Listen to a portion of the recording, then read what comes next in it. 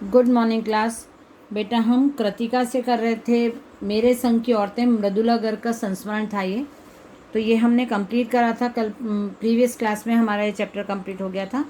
आज हम करेंगे इसके क्वेश्चन आंसर। पेज नंबर है 26।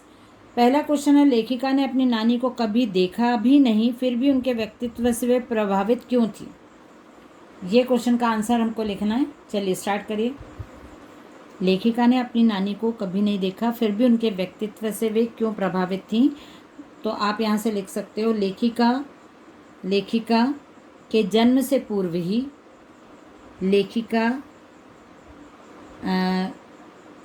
लेखिका के जन्म से पूर्व ही, या ऐसा लिख सकते हैं हम ऐसा लिखेंगे, लेखिका की माँ, हाँ लेखिका की माँ की शादी के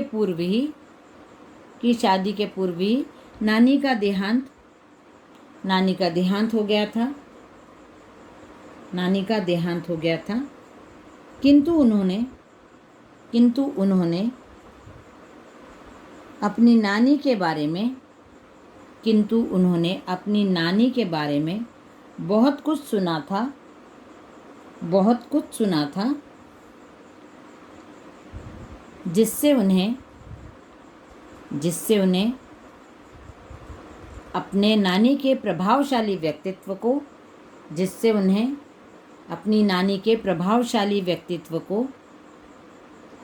जानने समझने का अवसर प्राप्त हुआ।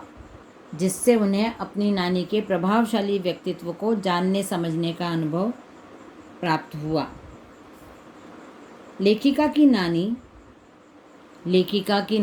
अनपढ़ एवं पर्दा करने वाली महिला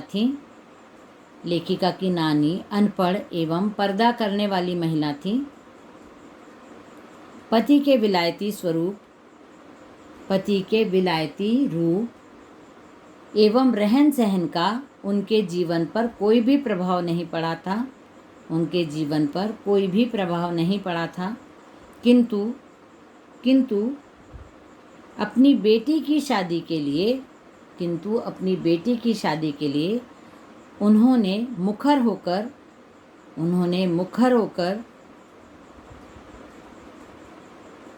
इस विषय पर चर्चा करना जरूरी समझा था। लेखिका की नानी की आज़ादी के आंदोलन में किस प्रकार की भागीदारी रही। लेखिका की नानी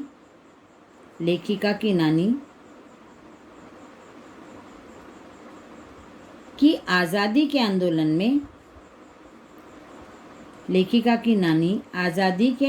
में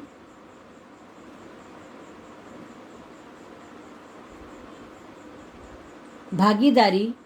लेखिका की नानी ने आज़ादी के आंदोलन में अपनी भागीदारी पति को सहयोग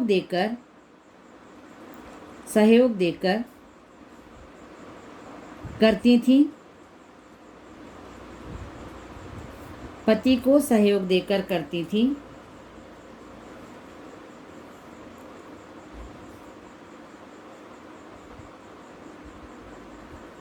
इसके आगे थर्ड वाला हम लिखना स्टार्ट करते हैं। लेखिका की माँ परंपरा का निर्वाह न करते हुए भी सबके दिलों पर राज करती थी। इस कथन के आलोक में लेखिका की माँ के व्यक्तित्व की विशेषताएं लिखिए। लेखिका की दादी के घर के माहौल का शब्द चित्र अंकित कीजिए। आपने ये कहानी पूरी पढ़ी है। अब ये दो क्वेश्चंस आपको ओन वर्ड्स में लिखना है। एक तो लेखिका के माँ का व्यक्तित्व कैसा था, और दूसरा लेखिका की माँ परंपरा का निर्वाह न करते हुए भी सबके दिलों पर राज करती थी। हमने पढ़ा कि लेखिका की माँ को उनके ससुराल में कुछ काम नहीं करना पड़ता था, लेकिन दो विशेषताएं हमने ये भी पढ़ी ना कि वो झूठ नहीं बोलती थी और कभी एक की बात दूसरों को नहीं बताती थी। तो सबसे ज़्यादा तो यही उनके दिलों पर राज करने का कारण था। और लेखिका की दादी के घर के माहौल का शब्द चित्र अंकित कीजिए, मतलब कैसा माहौल था ये भी हमने पढ़ा है। तो ये दो चीज़ें आपको ऑन वर्ड्स में लिखनी है। फोर्थ क्वेश्चन आ जाएगा अपना, आप अपनी कल्पना से लिखिए कि परदादी ने पतोहू के लिए पहले बच्चे के रूप में लड़की पैदा होने की मन्नत क्यों मांगी। उनकी परदादी ने ऐसी मन्नत क्यों मांगी थी, ये हमने पढ़ा है। इस क्वेश्चन को अपनी कल्पना से लिखना है। मतलब क्यों मांगी होगी उन्होंने मन्नत, ऐसा। या तो हम ऐसा लिख सकते हैं कि उन्होंने वो थोड़ी आज़ाद ख्यालों की थी, वो लड़कियों की पक्षधर रही होंगी, लड़कियों के अधिकार की पक्षधर रही होंगी, या नारी शक्ति को बढ़ावा देना चाहती होंगी। हम ऐसा भी लिख सकते हैं कि नारी शक्ति की पक्षधर थी और वो चाहती थी कि वो बेटियों को पढ़ाएं लिखाएं, आगे बढ़ाएं। ये भी हम कल्पना करके आपको लिखना है। 5th है, डराने धमकाने उपदेश देने या दबाव डालने की जगह सहजता से किसी को भी सही राह पर लाया जा सकता है। पाठ के आधार पर तर्क सहित उत्तर दीजिए। ये सही है, आप लिखिए इसको। पाठ के आधार पर यह स्पष्ट है कि यह स्पष्ट है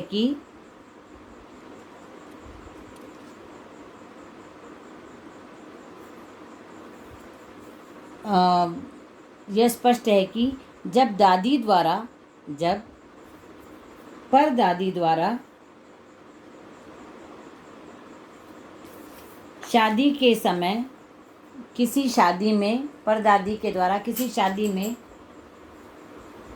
चोर को सही मार्ग पर लाने के लिए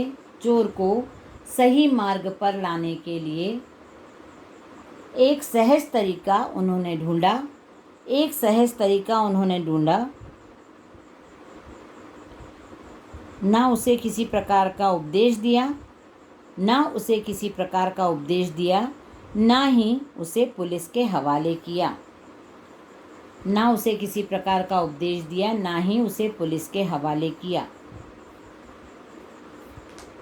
अपने सहज और सरल तरीके से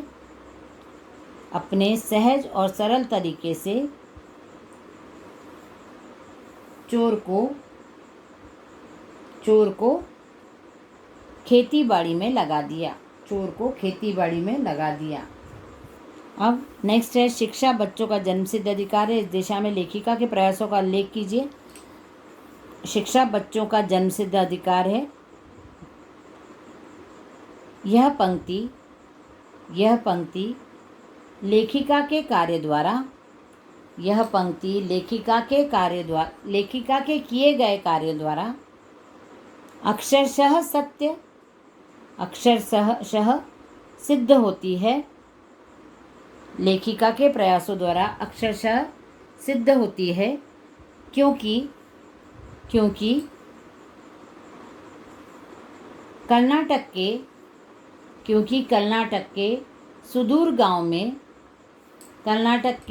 सुदूर गांव में प्राइमरी स्कूल न होने के कारण एवं अपने जिद्दी स्वभाव का उपयोग करके लेखिका ने एक प्राइमरी स्कूल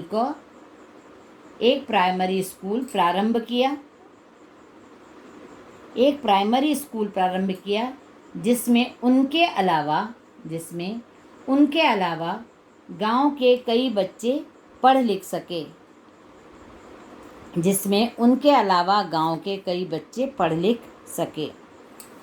7वां क्वेश्चन है, पाठ के आधार पर लिखिए कि जीवन में कैसे इंसानों को अधिक श्रद्धा भाव से देखा जाता है। पाठ के आधार पर इसको हम काट देते हैं, ये हम नहीं करने वाले हैं। सच अकेलेपन का मजा ही कुछ और है। इस कथन के आधार पर लेखिका की बहन एवं लेखिका के व्यक्तित्व के बारे में अपने विचार व्यक्त कीजिए। ये भी हम नहीं करेंगे। हम 6 क्वेश्चन अपने करने वाले हैं, उसमें से ये क्वेश्चन होमवर्क रहेगा आपको खुद करना है, ठीक है। तो ये कंप्लीट हो जाता है हमारा आज चैप्टर, और हम कल करेंगे क्षितिज से हम लेने वाले हैं नया चैप्टर, वो हमारा कंप्लीट हो जाएगा। उसके बाद हम स्टार्ट करेंगे ग्रामर, ठीक है। चलिए, बाय एवरीवन।